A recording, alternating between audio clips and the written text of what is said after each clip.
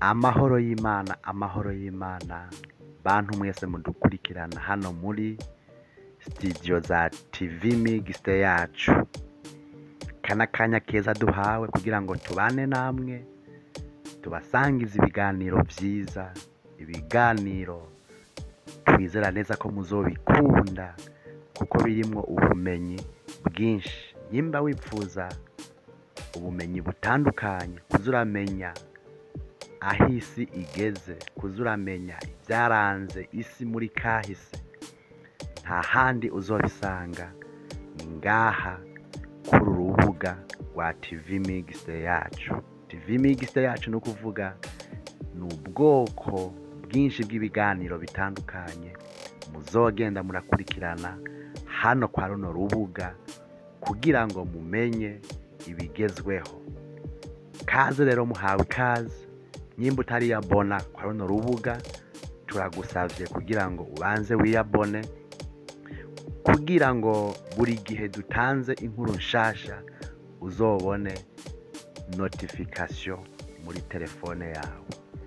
Kaze rero tubashikirize amakuru agezweho. Nk'uko mubizi turi kw'igenekerezo rya 20 Ruheshi.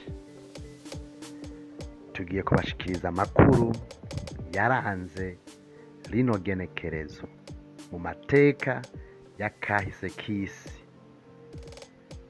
Ni ikiganiro kigiye kwama gica ngaha kwa runo rubuga rwacu. Muzokwama mugikurikirana kugira ngo mumenye vyinshi ibyaranze amatariki yagiye akomakomeye mu buzima bw'isi tutuyemo. Twagiye. Umunsi nk'ubu, itariki nk'iyi, itariki 20 z'ukwezi kwa Ruheshi, ni umunsi wari ukomeye cane hariya mu Burusiya mu mwaka w'1991. Niho igihugu c'Uburusiya cavavanuye na leta zunze ubumwe z'abasoviete, ico twita URSS. Mw'ico gihe perezida Boris Yeltsin yatsinze amatora yitorewe n'abanyagihugu, ivyatumye hatsimbatara demokarasi mu gihugu c'Uburusiya. Yari intambwe ishimishije cane ku gihugu c'Uburusiya kuko vyatumye haba gutandukana n'iyo leta y'abasoviete, kuko bari bamaze kuronka ubwigenge mu gihugu c'Uburusiya. Itariki nk'iyi nyene ya 20 Ruheshi, Ubudagi bwongeye guhurira mu gikombe c'isi n'igihugu ca Chili. Aho mbere yaho iyi tariki igera mu 1973, inkino zahora ziba zagaragaramwo ibimenyetso vyinshi vya politike. Ariko kuri iyi ncuro, umunsi nk'ubu w'igenekerezo rya 20 Ruheshi, hongeye kuba urukino hagati y'igihugu c'Ubudagi na Chili, bituma hagaragara ibimenyetso vyiza cane ko inkino zishobora kugaragaramwo ibimenyetso vyiza, aho abantu bahura bakishima bakanezerwa, abantu bakagiranira icizere. Muri make haremetse ikintu gishasha kigaragaza imyidagaduro, umunezero mu gihe c'inkino.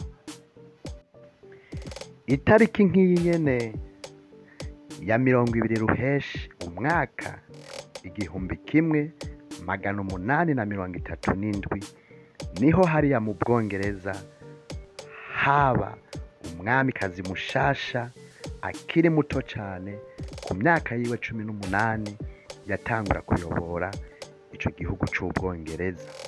Akaba ari nawe kugera uno munsi biboneka ko yayoboye imyaka myinshi cane, aho yayoboye ico gihugu imyaka 63. Itariki nk'iyi nyene ya 20 ukwezi kwa ruheshi, Ubufaransa bwongeye gutanga bombe atomike ku gihugu ca Algeria. Ivyatumye igihugu ca Algeria kitishima, kitabibona neza, kuko Ubufaransa bwakoze ico kintu mu gihe Algeria yari yamaze kwikukira. Hari nk'uno munsi mu mwaka w'1963. Turakomeza umunsi nk'ubu nyene, itariki 20 mu kwezi kwa ruheshi, niho itegeko ryiswe Harry Potter and the Order of the Phoenix ryasohoka. Ico ni igitabo ca gatanu co muri seri ya Harry Potter casohotse mu mwaka w'2003 ku magenekerezo nk'aya y'uno munsi. Aho ico gitabo gisohotse, amaduka menshi kw'isi, amaduka nka yose kw'isi yararanye amarira, yararanye umubabaro udasanzwe kubw'amategeko mashasha yarasohotse muri ico gitabo bise Harry Potter and the Order of the Phoenix. Reka aya makuru tuyabandanirize mu karere ka EAC. Bimwe mu vyaranze itariki nk'iyi ya 20 ukwezi kwa ruheshi hano mu karere ka Afrika y'ubuseruko. Itariki nk'iyi mu mwaka 1977 niho haba ifungwa ry'isoko rusangi mu karere ka Afrika y'ubuseruko. Kuri iyi tariki niho igihugu ca Tanzania cahagaritse imigenderanire hagati ya Uganda na Kenya. Ivyatumye isoko isambuka, bituma n'ibihugu vyari vyiyunze muri ico gihe bigize akarere ka EAC, ivyo twokwita EAC ya mbere, isambuka. Iyo soko rusangi ikaba yari yashinzwe mu mwaka w'1967. Itariki nk'iyi kandi ya 20 ukwezi kwa ruheshi umwaka w'1994, ibihugu mpuzamakungu vyatanguye umugambi w'ubutabazi ku gihugu c'u Rwanda. Turazi neza yuko igihugu c'u Rwanda inyuma y'uwo mwaka gatoya cari igihugu gihitiye mu marira menshi, mu bihe bibi vyaranze jenoside. Rero umunsi nk'ubu, itariki nk'iyi, niho ibihugu mpuzamahanga vyaja hamwe bifashijwe n'umuryango w'abiyunze ONU n'Ubufaransa, bitanguza ico bise Operation Turquoise kugira ngo habe ubutabazi ku gihugu c'u Rwanda. Itariki nk'iyi nyene ya 20 ruheshi umwaka 2011, hariya mu gihugu ca Uganda niho hatangura igikorwa co kwandika abantu kugira bamenye igitigiri c'abantu bari mu gihugu, ico bise census, kugira ngo bamenye igitigiri c'abantu bose bari mu gihugu ca Uganda. Hari ku nshuro ya mbere ivyo bibaye. Rero bamaze gukora iyo census, basanze abantu baramaze kuba benshi mu gihugu ca Uganda. Uwo mwaka wa 2011 abantu bari bageze ku miliyoni 33 z'abantu baba muri ico gihugu. Tariki nk'iyi nyene ya 20 kwezi kwa ruheshi, igihugu c'Ubufaransa mu mwaka w'igihumbi kimwe magana icenda na mirongo umunani n'indwi caremeye uruhare cagize mu gukoroniza ibihugu vyo muri Afrika. Kw'iyi tariki niho hatowe amategeko yemera gutanga ingurane ku bihugu vyababajwe canke vyarokotse muri iyo ntambara y'ubukoroni, aho vyabaye intandaro mbi cane kuri izo ngurane ibihugu vyaciye mu bukoroni. Izo ngurane vyagiye biratora biba intandaro mbi cane, aho n'ubu ibihugu vyinshi vyaciye mu bukoroni kubw'iyo tariki, kubw'iryo shingwa ry'ayo mategeko yo guha ingurane kuri ivyo bihugu, vyatumye ibihugu n'ubu vyinshi muri Afrika bikigendana ico cago c'amadeni.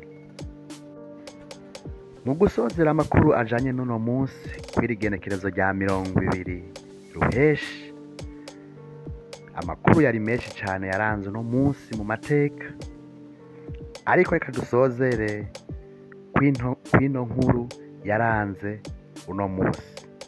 Itariki nk'iyi mu mwaka w'ibihumbi 2001, iyi tariki niho hashinzwe umunsi mpuzamakungu wahariwe kwitaho impunzi. Biciye mu muryango wagutse wa ONU niho washiraho uwo munsi wo kwitaho impunzi kugira ngo biteho abababajwe n'ibihe bibi vyo guhunga. Nk'uko tubizi, ubuzima bwo guhunga ntawe bunezera. Rero umunsi nk'uwu warashinzwe mu mwaka w'ibihumbi 2001 kwano magenekerezo ya 20 Ruheshi, biciye mu muryango wa ONU kugira ngo baze baratabara imbabare zibabajwe n'ubuhunzi. Bakunzi bacu, itariki nk'iyi yaranzwe n'ibintu vyinshi. Itariki ya 20 Ruheshi, ariko ivyo twari twabahitiyemwo n'ivyo. Urafise ibindi wodusangiza, twandikire muri commentaire. Urashobora kuba wavutse umunsi nk'uwu, turakwipfurije isabukuru nziza. Hama komeza ubane nacu kwa runo rubuga, dukomeze kubana nawe aho uri hose kw'isi, mu mpande zine z'isi. Dukomeze tubane mu biganiro bigiye gukurikira. Ndizera neza ko tuzogenda turamenya vyinshi. Ese ukuntu ari vyiza kandi bibereye ko tuza turamenya amakuru, tukamenya aho isi igeze.